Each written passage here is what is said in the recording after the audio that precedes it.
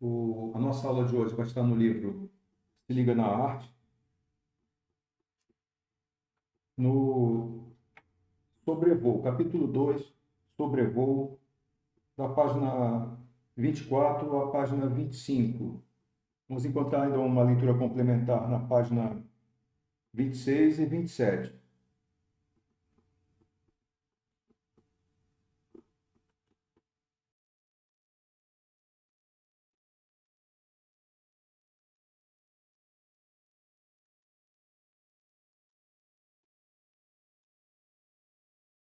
Então, nessa parte do livro, Sobrevoo, a gente tem uma, um texto sobre o barroco ontem e o barroco hoje. Então, o barroco é um estilo artístico, a gente vai ler sobre ele, tá bom? Na relação entre arte e sagrado, as religiões tiveram um papel fundamental no desenvolvimento das produções artísticas em diversas épocas e culturas. No Antigo Egito, por exemplo, em um período estimado entre 3000 até 30 a.C., a crença na eternidade rendeu construções de monumentos sagrados de grande valor artístico, como a necrópole de Gizé, onde se encontram as grandes pirâmides e o Vale dos Reis. Então, temos aí a imagem, aí, uma fotografia de 2018 das pirâmides na necrópole de Gizé, que fica na cidade do Cairo, no Egito. No período dominado pela civilização grega e mais tarde pela romana, a crença em seres mitológicos serviu de inspiração para a criação de esculturas como as conhecidas Vênus de Milo e Vitória de Samotrace. A partir da Idade Média, o cristianismo se consolida e se dissemina no Ocidente, adquirindo grande poder político e econômico e influenciando diversos movimentos artísticos. A arte se torna, então, um poderoso instrumento utilizado pela Igreja Católica para transmitir suas crenças. Naquela época, poucas pessoas eram alfabetizadas e o acesso à produção escrita e, consequentemente, à educação formal era restrito. Mas as obras de arte, através da força e do impacto de suas composições, falam diretamente com a sensibilidade e os sentidos das pessoas, independentemente do grau de instrução, e explorar elementos sacros na arte acabava comunicando de modo muito afetivo a mensagem de fé que a Igreja Católica queria espalhar. Com origem no século XVI, em Roma, a atual capital da Itália, um estilo artístico se difundiu por vários países da Europa no século seguinte. E em cada lugar, os artistas fizeram adaptações de acordo com os seus contextos. E, assim, esse estilo foi ganhando características particulares. A partir do século XVIII, os historiadores o nomearam de arte barroca. O significado da palavra barroco abrange definições como estranho, extravagante, confuso, irregular, grotesco, isto é, algo diferente da ordem e da simetria renascentistas praticadas até então. Eu vou mostrar para vocês um slide com uma obra renascentista e uma obra barroca para poder distinguir esses pontos. No entanto, todos esses termos mencionados não dão conta da análise das obras consideradas barrocas, justamente porque o barroco é muito diverso, seja nas características de estilo, seja na variedade de técnicas e linguagens. Considerando apenas a linguagem de artes visuais, que é o foco deste capítulo, encontramos o barroco representado em esculturas, pinturas e construções arquitetônicas, sem contar a música, a literatura e o teatro barrocos. Aqui nós temos uma escultura de Jean Lorenzo Bernini, Davi, entre 1623 e 1624, escultor em mármore, 1,70 m de altura. Está na Galeria Borghese, em Roma, Itália. Nessa imagem, temos o interior da Basílica de São Pedro no Vaticano, com destaque para o baldaquino em bronze, criado por Bernini no século XVII. Fotografia de 2017. Ao observar com atenção o interior de uma igreja barroca, é possível identificar esse estilo artístico e entender por que ele foi tão importante para a Igreja Católica. A Basílica de São Pedro, no Vaticano, sede da Igreja Católica, foi projetada inicialmente por Michelangelo Buonarroti, que viveu entre 1465 e 1564.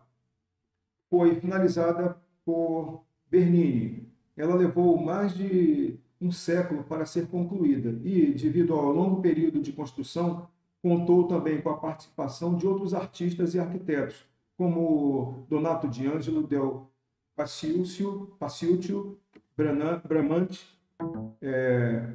Rafael Sanzio, Carlo Maderno, entre outros. Construída sobre a antiga Basílica de São Pedro, que datava do século III, a basílica atual começou a ser erguida no período renascentista e foi, ao longo da construção, incorporando o estilo barroco. O principal exemplo dessa integração de estilos é o imenso baldaquino em bronze, elemento arquitetônico que cobre o altar e é sustentado por colunas retorcidas, que foi incorporado posteriormente por Bernini, ocupando o espaço central da cúpula que tinha sido projetada por Michelangelo, valorizando o altar e a cripta, onde se acredita que estão os restos mortais do apóstolo Pedro. Número 4. Observe na página anterior a imagem da Basílica de São Pedro. Repare a composição desse salão, atentando-se para cada detalhe. Qual é o efeito que essa arquitetura pode ter sobre as pessoas dentro da igreja? Quais recursos os arquitetos utilizaram para alcançar esse efeito? Faça uma reflexão sobre isso. Num período histórico em que a Contra-Reforma tentava renovar a fé católica, os artistas patrocinados pela igreja tinham a missão ou o objetivo de enaltecer o catolicismo, a fim de manter fiéis, bem como promover sua expansão e frear o avanço da reforma protestante. No século XV, tem início a transição da Idade Média para a Idade Moderna. Esse é principalmente marcado por um evento importante, que é a tomada de Constantinopla pelos turcos otomanos.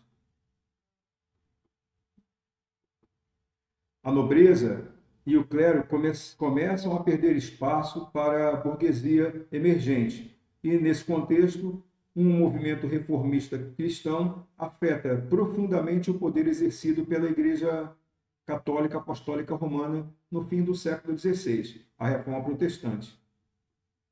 Em um período no qual a Igreja Católica ostentava poder e riqueza, Martinho Lutero, que viveu de 1483 a 1546, um monge agostiniano e professor de teologia, tornou-se a figura central da Reforma Protestante, ao opor-se a diversos dogmas da Igreja, o que levou ao surgimento de novas doutrinas cristãs dissidentes do catolicismo.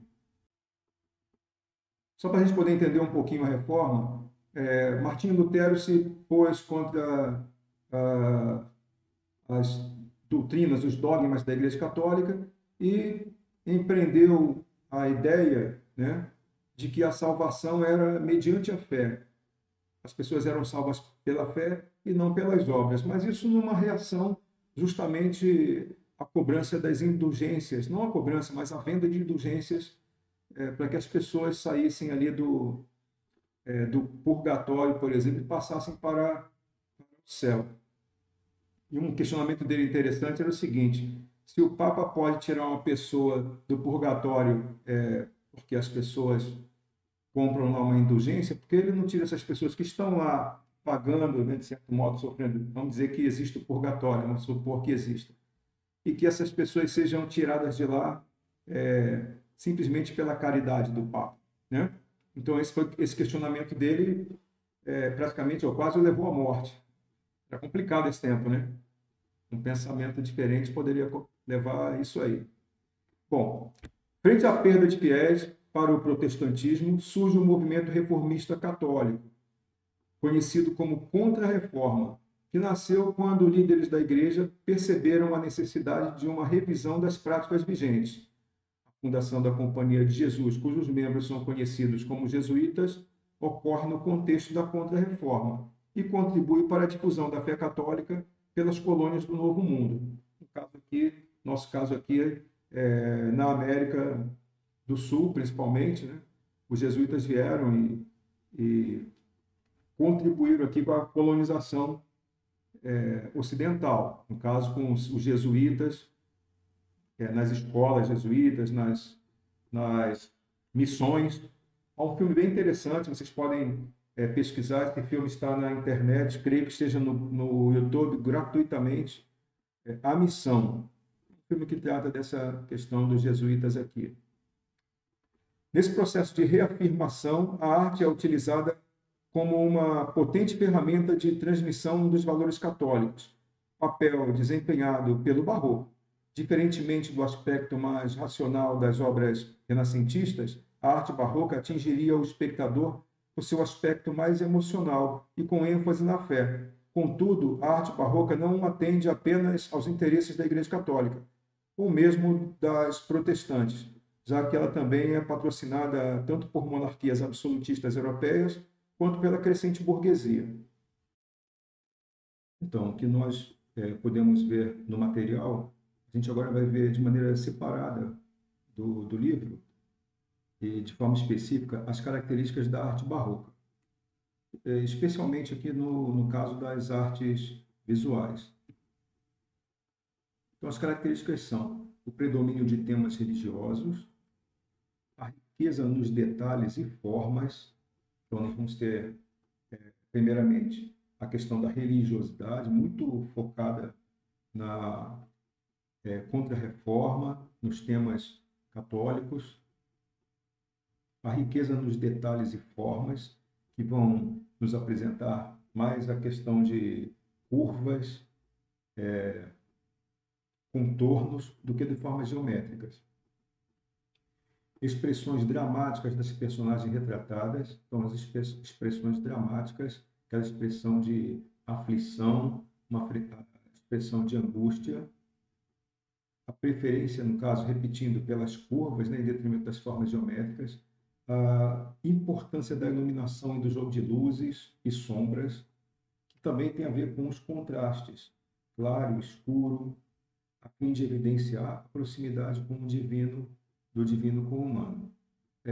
Um aspecto bem característico desse período é que se estabelece o conflito homem e Deus. Então, o homem seria em conflito com a divindade. Isso aí vai ser quebrado, né, no próximo estilo literário que vem a seguir, que é o estilo neoclássico, mas nós não vamos ver na aula de hoje, né? Só para vocês terem uma ideia. Então, essas características ficam evidenciadas, por exemplo, nos exemplos que vamos mostrar, nos quadros que vamos mostrar. Temas religiosos, então, à esquerda, Espólio, de 1579, de El Greco. Riqueza de detalhes, quando você olha para esse quadro, As Meninas, de Velázquez, 1656, você vai perceber muitos detalhes nas formas, né? Mas não só, nós podemos perceber também aquela questão do contraste, do claro e escuro, mas percebam os detalhes nas figuras, nos trajes, no que está nas paredes, o fio pendente, a tela que está aí sendo produzida por um pintor, expressões dramáticas das personagens. Essa mesma expressão nós encontramos em outro quadro, mas percebam só a expressão das personagens da tela. Não é uma expressão de serenidade. E aqui a questão da preferência por curvas e formas geométricas, a formas geométricas. Então, ele prefere as curvas. Um instrumento musical, não a forma geométrica, a forma geométrica. Nós temos linhas retas, mas o predomínio é pelas curvas. Aqui o quadro Os Músicos, de Caravaggio. Uso de contrastes. Nós percebemos isso no quadro anterior. Olha só. Os contrastes estão aqui, mas nós selecionamos outra obra para apresentar isso aqui também. Então, os contrastes aqui, os contrastes são bem evidenciados, né? O escuro e o claro. Claro e escuro. Tons claros, tons escuros. E aqui você também percebe a questão das sombras, né? Na mesma obra. Aqui mais claro, bem fácil de ver a questão das luzes e das sombras. Claro e o escuro. A sombra que é projetada aqui, ó, a sombra que está sendo projetada aqui, a sombra que um projeta no outro também. Na escultura, nessa obra dos profetas de Aleijadinho, um detalhe da escultura, também percebemos a sombra. E aqui na escultura, pela posição do sol, ela vai projetar uma sombra natural. Então, não só essa sombra, vamos perceber nas dobras, como ela é produzida. Então, a escultura vai ter o mesmo efeito que na pintura. Na arquitetura, aqui vamos encontrar riqueza de detalhes, preferência às formas curvas, então muitos arredondados na igreja, que nós temos a igreja de São Francisco de Assis, em Ouro Preto, Minas Gerais. Então, nós vamos perceber muitas formas arredondadas. As janelas têm a forma curva, os arcos, né, apresentam isso aqui, as formas arredondadas. A atividade de vocês, então. Qual dos quadros abaixo não pertence ao estilo barroco? Você vai olhar, verifica aquela questão das sombras, temas religiosos, do contraste. Qual dos quadros abaixo não pertence ao estilo barroco? Então, vamos ao trabalho, pessoal. Vou aguardar a resposta de vocês aí. Se houver dúvida, pode mandar o questionamento que a gente responde aqui.